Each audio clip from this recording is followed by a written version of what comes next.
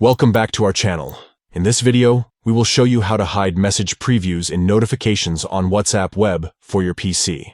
By following these simple steps, you can enhance your privacy and prevent others from seeing your message content in notifications. Let's get started.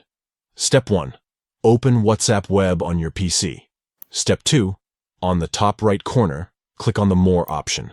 Step 3. Select Settings from the drop-down menu. Step 4. In the Settings panel, find and click on Notifications.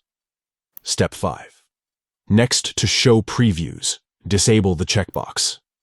By disabling this option, you can ensure that message previews are not displayed in your notifications, providing an extra layer of privacy. And there you have it. You have successfully hidden message previews in notifications on WhatsApp web for your PC. Now, you can have peace of mind knowing that your messages remain private. If you found this tutorial helpful, don't forget to give this video a thumbs up and subscribe to our channel for more useful WhatsApp tips and tricks. Thanks for watching.